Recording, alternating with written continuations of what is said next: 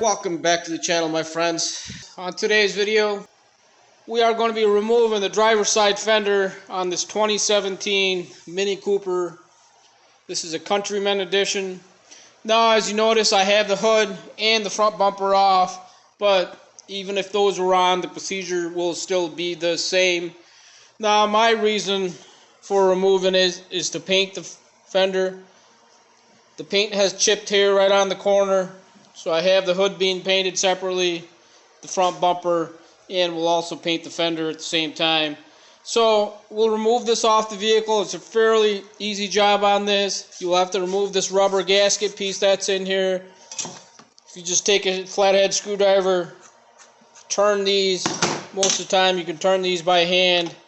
Remove these plastic nuts that holds this rubber piece in, and that'll come out just like so. Also, this rubber seal that's here, it's just held on by plastic. And if you just pry those up with a prying tool or a screwdriver, most of the time they tend to break. But once you get all three of these loose from the fender, you should be able to lift that off of there. Now that'll expose a few 10mm bolts. There's one here, one here, one here. We will also be removing this bolt that goes to the headlight bracket. And there's one up top here also. So let's get those off. So with all we'll take a look at the top bolts off. One here also. We will also have to remove this fender flare or the wheel well flare. Them are plastic push pins all the way around this. So we'll get all these out. And again, my bumper is off, but it's also push pin into the bumper here, so that'll have to be pulled out. And you also have to disconnect. Once you have that off, we'll be disconnecting this turn signal light. And also the one in the fender here, that'll also have to get disconnected here.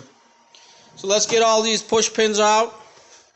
And there's two more screws inside the fender flare off. You can see the push pins along the whole side of this, which go into these holes here. Now, this is what the problem is at the bottom. It actually goes into the ground effect piece and curves right into it. So I did have to remove these plastic pins at the bottom, about halfway down. And there's a 8mm bolt that's right here. That also had to be removed, which allowed this to flex out far enough where I could pull that off. You can certainly remove the whole ground effect or the rocker cover. That would make it easier. Now there's not much holding the fender. If you look at the inside, it's going to be kind of hard to see. There's a bolt here. There's one at the bottom. And there's also one at the top from the inside. And there's also one that's from the bottom up onto the fender here. You can see that barely. So those will have to come out. Those are all 10mm bolts.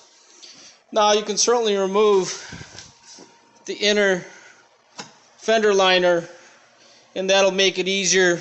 But I'm going to try to squeeze through here and from top to get those loosened up. So I was able to get all three of those 10mm bolts just by using a little universal joint on a 10mm socket. So again, there's one there, one at the bottom, and there is one that's from the bottom to the fender, and I was able to reach that right through the bottom here with the universal joint. Now we got two more left.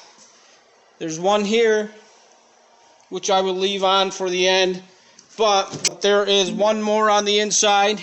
If you open the door right behind this rubber seal here, there is another bolt that's put in through this side. So we'll get with those two bolts off. I was able to pull the fender off. Now you can clearly see where it's mounted at. One here, here, 1, 2, 3 here, one bolt here. And that's the same bolt that's behind the bumper. Again, if you have the bumper on, obviously you're going to have to peel it off on that end.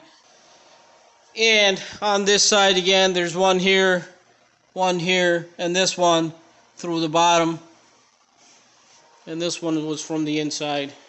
Now that we have the fender off, we'll pull this off, and we'll pull this trim off, and we'll get this painted and get it back on the vehicle. Here we have the fender refinished, the edges cleaned up, repainted. So this was pretty easy to line up, and you can reach all the bolts through here. You can also pull this out, and that'll help for the middle screws. And then again, one from the bottom. That was easy enough to peel this away and reach that bolt through the bottom, one from the inside. So here we have the complete fender, hood, and the front grille back on the vehicle.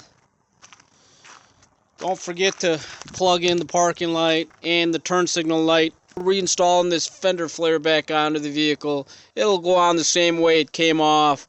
Once you hold the ground effect a little further away, you're able to curve that right end of place. And don't forget to put the push pins back in on the rocker cover. And all the push pins will just lock in all the way around. Hopefully this video has helped somebody out. That's changing a fender on a Mini Cooper. Fairly simple job. I thank you for watching.